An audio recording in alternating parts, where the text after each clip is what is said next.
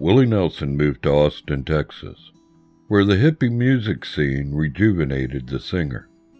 His popularity in Austin soared as he played his own brand of country music, marked by country, folk, and jazz influences.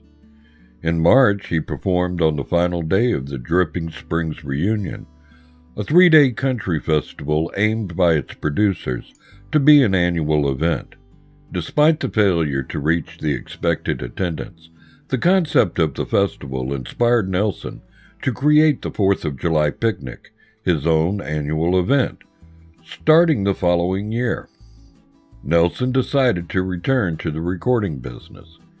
He signed Neil Russian as his manager to negotiate with RCA, who got the label to agree to end his contract upon repayment of $14,000.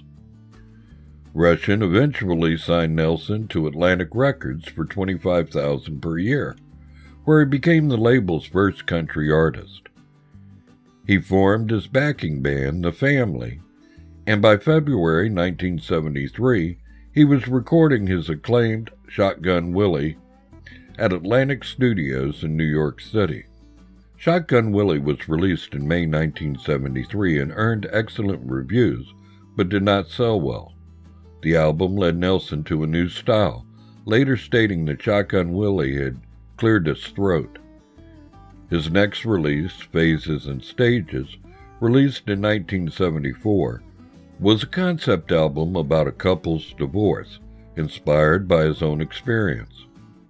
Side 1 of the record is from the viewpoint of the woman, and Side 2 is from the viewpoint of the man. The album, including the hit single Bloody Mary Morning. The same year, he produced and starred in the pilot episode of PBS's Austin City Limits. Nelson then moved to Columbia Records, where he signed a contract that gave him complete creative control, made possible by the critical and commercial success of his previous albums. The result was the critically acclaimed and massively popular 1975 concept album Red-Headed Stranger. Although Columbia was reluctant to release an album with primarily a guitar and piano for accompaniment, Nelson and Waylon Jennings insisted.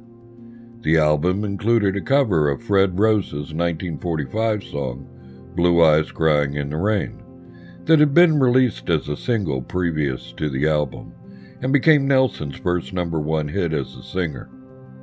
Throughout his 1975 tour, Nelson raised funds for PBS-affiliated stations across the South promoting Austin City Limits. The pilot was aired first on those stations, later being released nationwide. The positive reception of the show prompted PBS to order 10 episodes for 1976, formally launching the show.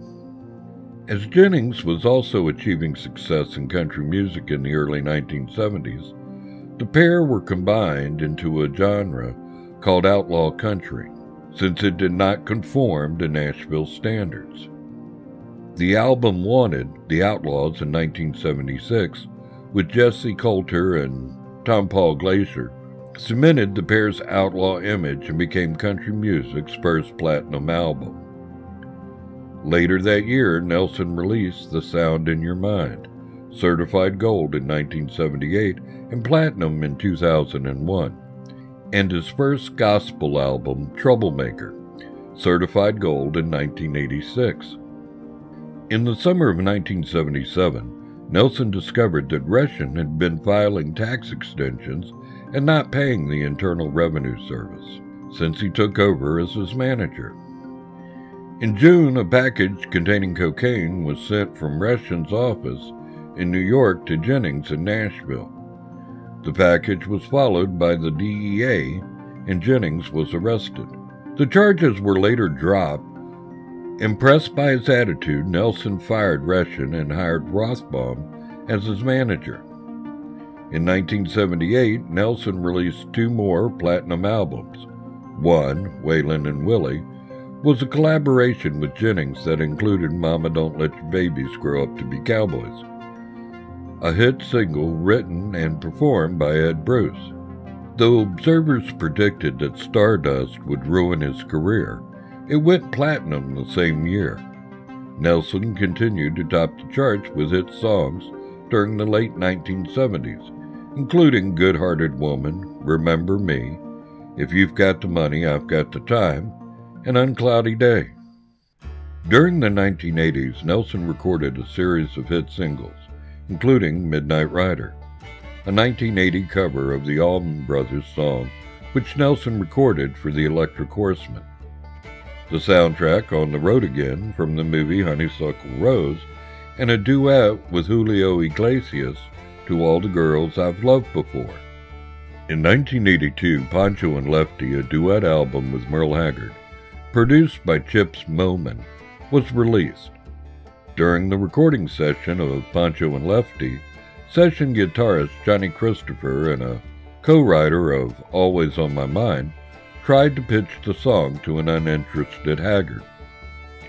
Nelson, who was unaware of Elvis Presley's version of the song, asked him to record it. Produced by Moman, the single of the song was released, as well as the album of the same name. The single topped Billboard's Hot Country Singles, while it reached number 5 on the Billboard Hot 100. The release won 3 awards during the 25th Annual Grammy Awards: Song of the Year, Best Country Song, and Best Male Country Vocal Performance. The single was certified platinum, while the album was certified quadruple platinum and later inducted into the Grammy Hall of Fame in 2008. Meanwhile, 2 collaborations with Waylon Jennings were released: WW2 in 1982 and Take It to the Limit. Another collaboration with Waylon Jennings was released in 1983. In the mid-1980s, Nelson, Jennings, Christopherson, and Johnny Cash formed the Highwaymen, a supergroup who achieved platinum record sales and toured the world. Meanwhile, Nelson became more involved with charity work, such as singing on We Are the World in 1984.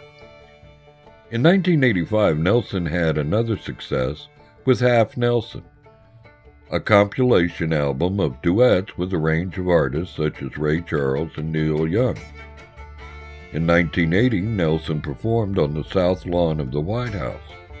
The concept of September 13th featured First Lady Rosalind Carter and Nelson in a duet of Ray Willie Hubbard's Up Against the Wall, Redneck Mother.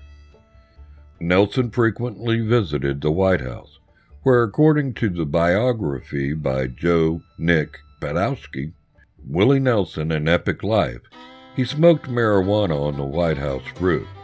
And the rest, as they say, is history. Okay, that's the end of our video. I sure hope you enjoyed it. If you like this type of video and want us to keep producing them, please like and subscribe. And as always, thank you very much for watching.